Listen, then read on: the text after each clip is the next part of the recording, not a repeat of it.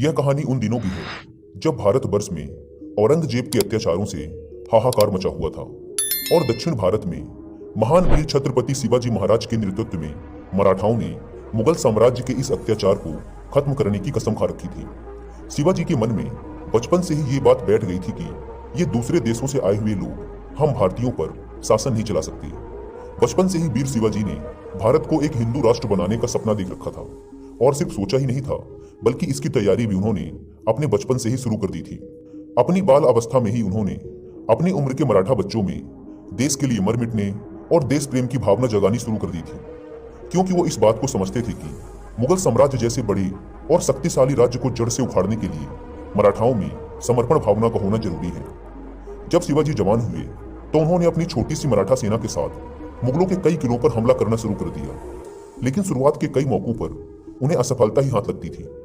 ऐसे ही एक बार उन्होंने आदिल शाह के एक किले पर हमला बोला, लेकिन छोटी सी सेना होने के कारण वे ज्यादा देर तक टिक न सके और उन्हें पीछे हटना पड़ा। पीछे हटने के दौरान उनकी सेना तितर बितर हो गई और शिवाजी भी अपनी सेना से बिछुड़कर एक ऐसे सुनसान स्थान पर पहुंच चुके थे जहां उन्हें दूर दूर तक ना तो कोई बस्ती दिखाई दे रही थी और ना ही कोई घर। शाम का समय था, कुछ ही देर में अंधेरा होने वाला था। अंधेरे में कुछ देर तक चलने के बाद उन्हें कुछ दूरी पर एक दीपक जलता हुआ दिखाई दिया। उन्होंने उस दीपक की रोशनी की तरफ बढ़ना शुरू कर दिया। थोड़ी देर बाद वे उस दीपक वाले घर के सामने जाकर खड़े हो गए। दरवाजे को खटखटाने के कुछ देर बाद अंदर से एक बूढ़ी औरत बाहर आई। शिवाजी ने उन्हें प्रणाम किया और पानी पीने के लिए मांगा। बूढ़ी औरत ने कुछ देर तक तो सोचा, लेकिन फिर शिवाजी को घर के अंदर बुला लिया। उन्हें हाथ मुंह धोने के लिए गर्म पानी दिया और बैठने के लिए चटाई बिछा दी। शिवाजी गर्म पानी से हाथ मुंह धोकर चटाई पर आराम से बैठ गए। बूढ़ी औरत ने पीने के लिए शीतल जल दिया और साथ ही उस बूढ़ी औरत ने यह भी भांप लिया कि यह इंसान बहुत थका हुआ है और बहुत भूखा भी है। उन्होंने शिवाजी को कुछ देर और बैठने के लिए कहा। थोड़ी देर बाद वह बूढ़ी औरत एक थाली पर खीर परोस कर लाई। बूढ़ी औरत के थाली नीचे रखते ही भूख के मारे शिवाजी ने सीधे थाली के बीच में से खीर उठाई और अपने मुंह में डाल लिया। खीर मुंह में डालते ही उन्होंने अरे माँ कहकर खीर मुंह से नीचे उगल दी और अपनी उंगली चिटकने लगे। खीर बहुत गर्म थी, जिसके कारण उनकी जीभ और उंगली थोड़े से जल गए थे। यह सब देखकर वह बूढ़ी औरत हंसी और फिर बोली, तू भी शिवा जैसे स्वभाव का मालूम पड़ता है, उसके जैसे ही हरकतें कर रहा है। यह सुन शिवाजी चौंक गए। फिर उन्होंने उस बूढ़ी औरत से पूछा, माँ आपने शिवा से मेरी तुलना किस आधार पर की? शिवा की ऐसी कौन सी हरकतें हैं?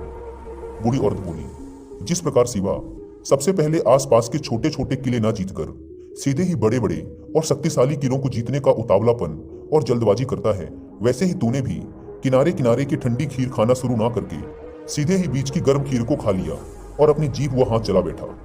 बेटा, उतावलापन और जल्दबाजी से काम बनता नहीं बल्कि बिगड़ जाता है। मनुष्य को किसी भी सफलता को प्राप्त करने के लिए बड़ी ही सावधानी और धैर्य के साथ एक एक कदम बढ़ाना चाहिए। उतावले होकर बड़े बड़े कदम बढ़ाने और निर्णय लेने से कोई भी बड़ा लक्ष्य हासिल नहीं किया जा सकता। शिवाजी ने पूछा, माँ तो फिर शिवा को क्या करना चाहिए? उस बूढ़ी औरत ने कहा, जिस दिन शिवा छोटे छोटे किलों से अपना विजय अभियान आरंभ करेगा, उस दिन से उसे पीछे हटने की जरूरत नहीं पड़ेगी और फिर एक दिन ऐसा आएगा कि जब वह अपने स्वराज्य के लक्ष्य को अवश्य पूरा कर लेगा। शिवाजी ने उस बूढ़ी औरत की सीख गांठ बांध ली और फिर उसके बाद उन्होंने छोटे किलों पर हमला करना शुरू किया। और फिर इस बात का तो इतिहास गवाह है कि एक दिन शिवाजी की नीतियों पर चलते हुए मराठा साम्राज्य ने मुगल साम्राज्य को मिट्टी में मिला दिया था और एक बार के लिए पूरे भारतवर्ष में अपनी सत्ता स्थापित कर ली थी। दोस्तों, छत्रपति शिवाजी महाराज भारत माँ के उन वीर और महान सुपुत्रों में से एक थे जिनके नाम उंगलियों में गिने जा सकते हैं। शिवाजी जैसे वीर और महान दूरदृष्टा लीडर सदियों में एक बार ही आते हैं।